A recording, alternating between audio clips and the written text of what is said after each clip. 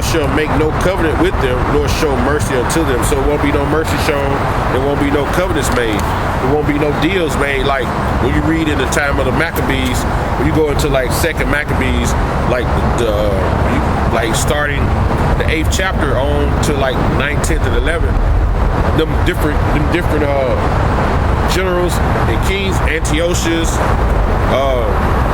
different generals like Gregorius, Lysias, all them cats, they would come against us, right? And once we would beat them, they would in turn around and try to make a league with us to help them fight their battles against other Edomites.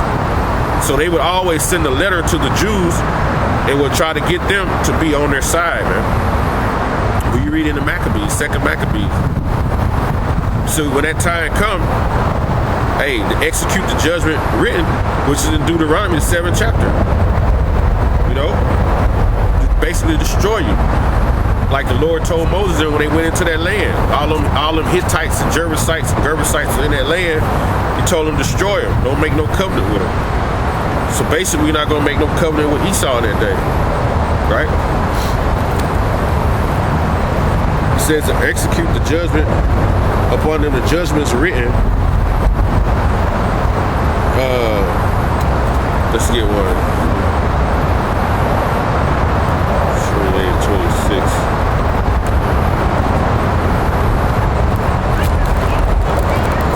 It's a perfect price. Yeah. I got a perfect price right down there at the end. Execute the judgments written. Let's see.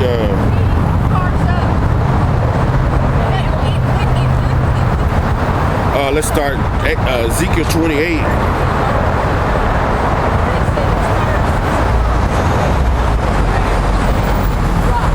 28 and 25 and 26. Thus saith the Lord Yahweh, when I have gathered the house of Israel from the people among whom they are scattered, the elect, and shall be sanctified, right? They be hallowed, be made separate, because the men of the Lord, the elect, are going to get what spiritual powers. It says, in the sight of the heathen. So it's going to be all done in the sight of the heathen. The strangers of our salvation, man. You got to remember what Wisdom of Solomon 5 said. It's going to be the strangers of our salvation when the chariots come. It says, then they shall dwell in their land that I have given to my servant Jacob. So we're going to be back in the land of Israel. Because right now, the people in that land are not the people who are supposed to be in that land. The fake Jews are in that land right now. You know, Edomites are in our land. It says, and they shall dwell safely therein, and shall build houses and plant vineyards. Yeah, they shall dwell with confidence. So we're gonna dwell with security in that day when we in our land. It says, when I have executed judgment upon all those that despise them round about. So everybody that despised us, man, everybody that hated us round about, the Lord is going to actually raise us up in front of you. Then you're going to be in subjection under the nation of Israel. It says, when I have executed judgment upon all those that despise them round about them, and they shall know that I am the Lord thy power. So you're gonna know that who the Lord is in that day when he raises us up, right? And that day is coming soon, man. A day that we look for, that we hope for, you know.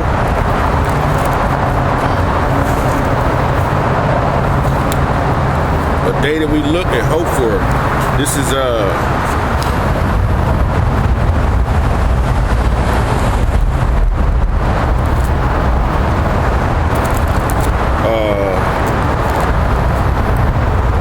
1 Thessalonians 4 and 16. For the Lord himself, Yahweh Bashem Yahushai, shall descend from heaven with a shout, with the voice of the archangel, right? Micah, that's the archangel, and with the trump of the Most High, with that trumpet, right? And the dead in Mashiach shall rise first. Right, so whoever passed in this truth being in the truth, they're going to be risen first and be on the chariots when the chariots return. It says, then we which are alive and remain shall be caught up together with them in the clouds to meet the Lord Yahweh B'Shem Yahushai in the air. So the ones that remain, they're going to be called up to meet the Lord in the air. So that's spectacular within itself, right? That's the strangeness of our salvation, being beamed up. It talks about it in, like you said, Revelations 15, right? Being beamed up, man. And so shall we ever be with the Lord. Wherefore comfort one another with these words. And that's what we do. We exalt one another. We tell all the brothers, hey, stay strong all the time. Just keep enduring. Because we don't have long. The Lord is showing you with the angels. They are appearing. They are in the heavens. They are looking. They are here. And that great day of Armageddon is coming, where the fight is going to be with the Lord and the military. This is part of our salvation, man. Everything chaos. It told you, speaks of chaos going on. Gonna be a lot of chaos in this place, man. The city of confusion is gonna be broken down. Chaos, anguish, distress all over the world, man. Let's see what we got.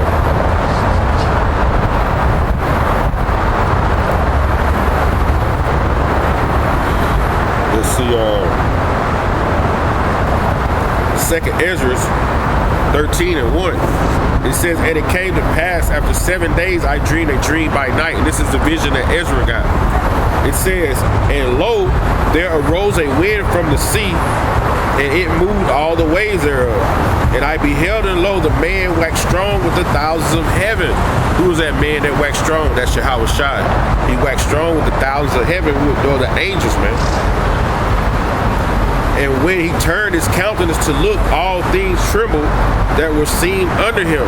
So when you see those chariots, it's going to be a fearful sight, spoken of like in the book of Luke. It's going to be a fearful sight when you see the chariots, man. And it says, and whensoever the voice went out of his mouth, all they burned that heard the voice, as like the earth filleth when it filleth the fire, man. So, hey, like the earth filleth when it filleth the fire. It was that thermonuclear destruction. The earth gonna fill it. And after this I beheld, and lo, there was gathered together a multitude of men. This is the NATO EU. The beast system is going to be gathered for war in the land of Harmagawa, the mountain of troops, which you're going to have all the armed forces over there in the Middle East. It says, out of the number from the four winds of the heaven to subdue the man that came out of the sea.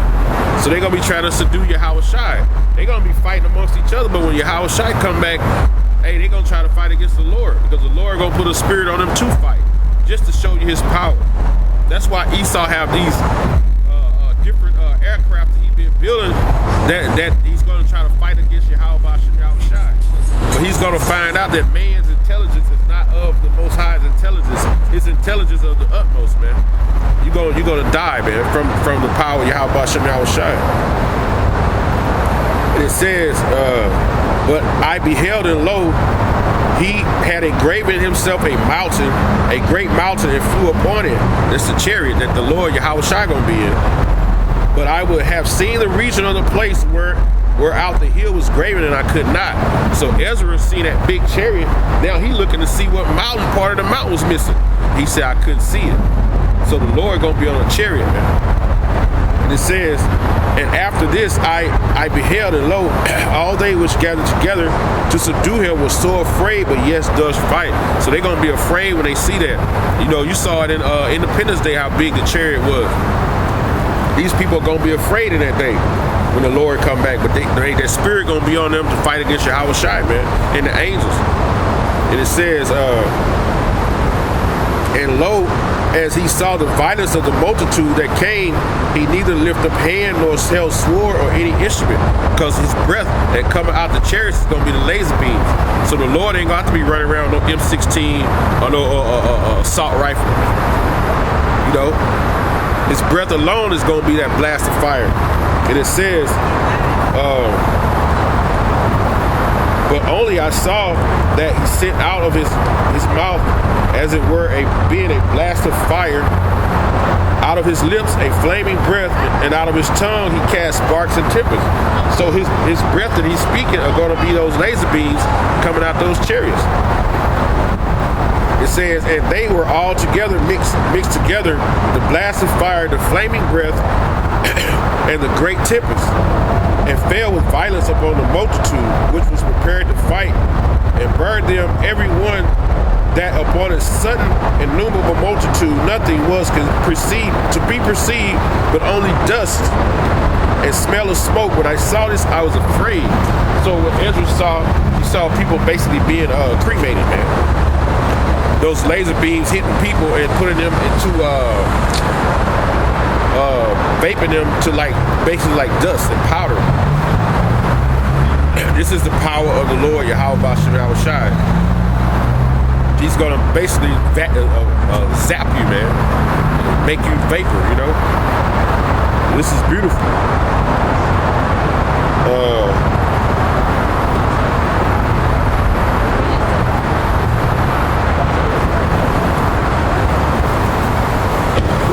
Let's see what we got here.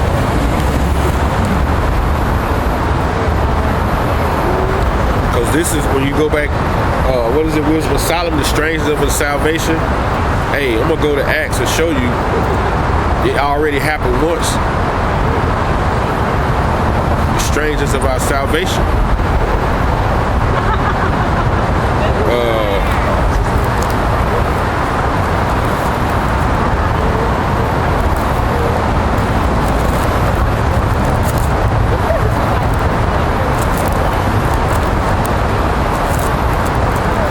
First chapter. Acts the first chapter. I started 6. When they therefore would come together, they asked him, saying, Lord, wilt thou at the time restore again the kingdom of heaven? Because he had been hung on the cross, he resurrected, so they thought the kingdom of heaven was there. But they didn't know that they had to be incarnated into this time right here before the kingdom of heaven came. Because the scripture speaks of, it was prophecies spoken of, even like the RFID chip. They didn't have that then. So no, it's going to be now. It says, and he said unto them, it is not for you to know the times or the seasons. Right? So nobody knows that time when the Lord is coming back. He tells you that in Matthew 24th chapter, the 36th verse. We don't know when he's coming back. But we do know the prophecies of the scriptures, and we know, dealing with those prophecies, we know we close to the end, which the Father has put in his power. But ye shall receive power after that the Holy Spirit is come upon you, right? Spiritual power. And ye shall be witnesses unto me both in Jerusalem and in all of Judea, in Samaria, and unto the uttermost part of the earth, man. And that's what we're doing now. We out here. This is a form of spiritual power. Us being able to discern the scriptures and come out here and push the scriptures. Right? This is a form of spiritual power, because these people have no clue of what the scriptures are talking about. Like you said, they were going to see, but they weren't going to perceive not. They're looking, but they don't understand what's happening. They're hearing, but they have no discernment. You know? It says, and when he had spoken these things, while they beheld, he was taken up in a cloud and received him out of sight. See, the Lord was taken up in a cloud, right? And received him out of sight. So he disappeared. He was transfigured into a chariot. Beam me up, Scotty, like Star Trek. It says, and when he had spoken these things while they beheld, he was taken up, and the cloud received him out of their sight. And while they looked steadfastly towards heaven, as he went up, behold, 2 men stood by them in white apparel, which also said, ye men of Galilee, why ye stand ye gazing up into heaven?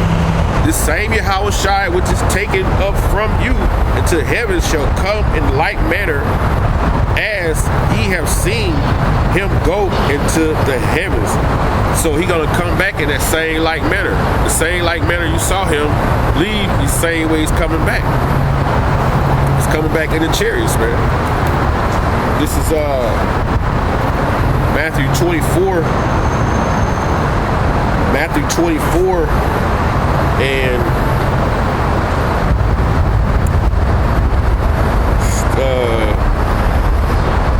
30. And then shall appear the sign of the Son of Man in heaven, and shall all the tribes of the earth mourn, and they shall see the Son of Man coming in clouds of heaven with power and great glory. You're going to see him coming in the chariots.